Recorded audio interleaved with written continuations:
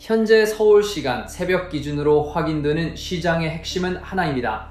전쟁 뉴스 그 자체보다 유가 급등이 금융시장의 실제 비용 충격으로 번지고 있다는 점입니다.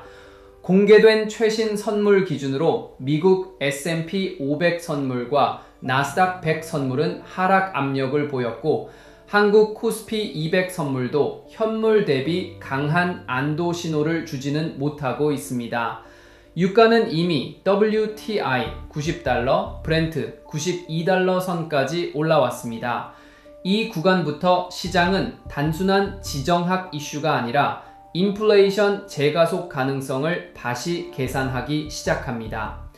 미국은 지금 고용 둔화 신호가 분명해졌습니다. 2월 비농업 고용은 감소로 돌아섰고 실업률도 상승했습니다. 보통 이런 데이터는 연준의 금리 인하 기대를 자극해 주식시장에 숨통을 틔워줄 수 있습니다. 그런데 이번에는 유가가 문제입니다. 에너지 가격이 다시 뛰면 연준은 경기 둔화를 보면서도 물가를 걱정해야 하는 어려운 국면으로 들어갑니다. 그래서 미국 증시는 오늘 밤에도 유가가 진정되지 않는 한 기술주 중심으로 변동성이 큰 흐름을 이어갈 가능성이 높습니다. 한국 증시는 미국보다 더 민감합니다. 한국은 원유 수입의 약 70%를 중동에 의존하고 있고 최근 시장 충격 과정에서 원화 약세와 외국인 수급 불안이 함께 나타났습니다. 즉, 내일 한국 증시는 단순히 미국장 눈치만 보는 장이 아니라 유가와 환율까지 동시에 봐야 하는 시장입니다.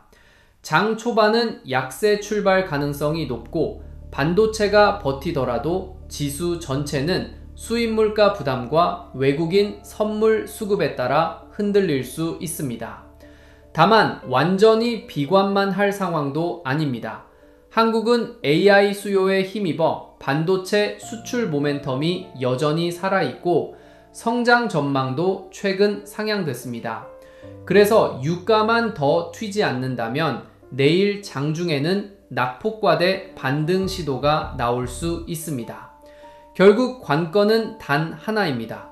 유가가 90달러대 초반에서 진정되느냐 아니면 95달러와 100달러를 향해 추가로 뛰느냐. 전자라면 반등, 후자라면 재차 리스크오프입니다. 오늘 밤 미국 시장과 내일 한국 시장을 볼 때 가장 중요한 체크포인트는 세 가지입니다. 첫째, 유가의 추가 급등 여부. 둘째, 달러와 원화 흐름. 셋째, 미국 선물, 특히 나스닥 선물의 낙폭 축소 여부입니다. 이 세 가지가 동시에 안정되면 한국 증시는 반등을 시도할 수 있지만 하나라도 다시 흔들리면 내일 시장은 방어적인 대응이 우선인 장이 될 가능성이 높습니다. The key message from the market right now, based on early morning Seoul time, is very clear.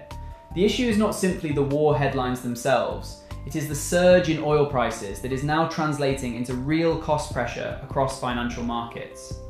According to the latest futures data, US S&P 500 futures and Nasdaq 100 futures are showing downside pressure. At the same time, Korea's Kospi 200 futures are not providing a strong signal of relief compared with the cash market.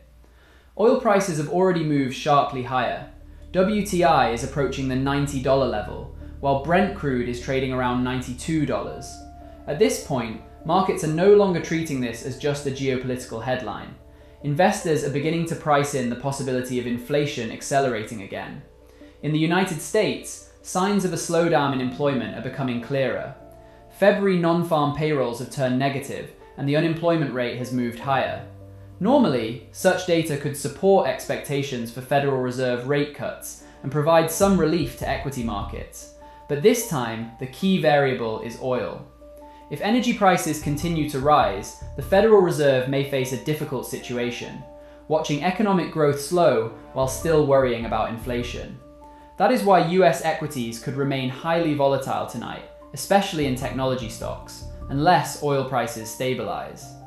The Korean stock market is even more sensitive to these dynamics.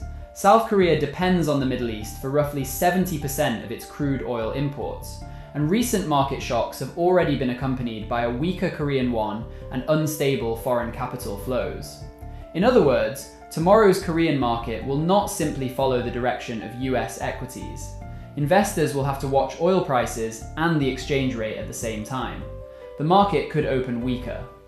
Even if semiconductor stocks remain relatively resilient, the broader index may still face pressure from rising import costs and foreign futures positioning. However, the situation is not entirely pessimistic. Korea's semiconductor export momentum remains strong, supported by global AI demand, and economic growth expectations have recently been revised upward. If oil prices do not spike further, we could see a technical rebound during tomorrow's session after recent declines. Ultimately, the key variable is oil. If crude prices stabilize in the low $90 range, markets may attempt a rebound. But if prices push higher toward $95 or even $100, the market is likely to shift back into a clear risk-off mode. There are three key checkpoints to watch tonight in the US market and tomorrow in the Korean market. First, whether oil prices continue to surge. Second, the movement of the US dollar and the Korean won. Third, whether US futures, particularly Nasdaq futures, begin to narrow their losses. If these three factors stabilize at the same time, the Korean market could attempt a rebound. But if even one of them deteriorates again, tomorrow's market will likely favor a more defensive approach.